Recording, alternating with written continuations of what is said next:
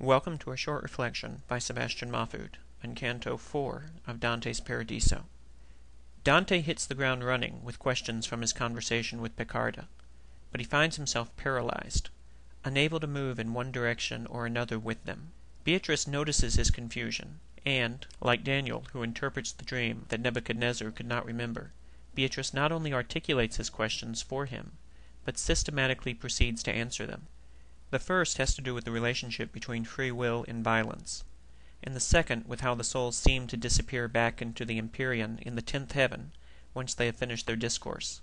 Beatrice answers the more dangerous one first, which concerns the placement of the soul, for Plato, Ciardi notes, had taught that souls return to the spheres from which they come, a circumstance that would eliminate free will. If the souls of the inconstant returned to the inconstant moon, then they would have been predestined to be inconstant from the time God created them. The reality, Beatrice explains, is that all souls are as close to God as any other, and vary only by how much of the eternal breath they feel. Their presence, Beatrice explains, in the sphere of the moon is a symbolic demonstration of their standing lowest in the heavenly host. This is instructive, and it gives us a new symbol by which to understand the contrapasso of heaven. Let's put it in terms of oranges. Some peeled more than others, and therefore better able, because of their more exposed membranes, to feel the environment within which they are placed. The souls of the inconstant would have most of their peels still shielding them from the fullness of God's light and warmth. As close to God as any other, but not as fully affected by that proximity as others who demonstrated in life a greater capacity for bliss. So how does this work with those who are forced against their will to depart from their vows? Forced by someone else who's likely going to be consigned for all eternity in the 8th circle of hell for pandering. Beatrice explains it in a single concept, that of complicity. So this answers in sensible terms what the intellect can comprehend, which also explains why heavenly creatures are described in human lineaments. Beatrice uses this as a teaching moment to explain the contrapasso of heaven. She says part of it lies in the fact that the blame or honor due the influence of each sphere returns to it. We know that in hell, Minos assigns souls to various circles according to their degree of guilt, but it could easily be argued that the state of the soul creates its own hell. In that case, though, the soul would also create its own heaven, and we can see that is not the case. Using heaven as our guide, then, we can see that the circles, rounds, and bolgia in hell attract their own, and this should put to rest all arguments of geographic determinism or resistance thereto. It is only at this point in heaven that we're ready to understand that reality.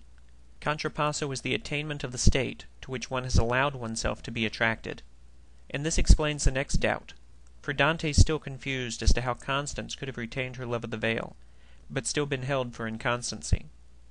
The answer is simple. Her absolute will retained her vow, but her conditional will did not. Constance was inconstant, after all. This is enough to resolve the questions Dante's formed to this point. But something is about to happen in him, who Beatrice had not so long ago accused of reticence to speak. He's about to erupt into all manner of questions, so that the more he learns, the more he'll know to ask. As we travel with him, we're about to get a crash course in high scholasticism, ending our 4th canto with another question concerning whether those who do depart from their vows are able in some other way to compensate for their failure to fulfill them, the answer to which will have to await the next canto. In the meantime, let us take away from this experience only one thing for ourselves. Never, never, never, never, never, never give in to evil. For it is never licit that an evil be done to bring about a good. If all we can do is make a stand, faced with certain death, it's better to do that than to yield to sin through fear.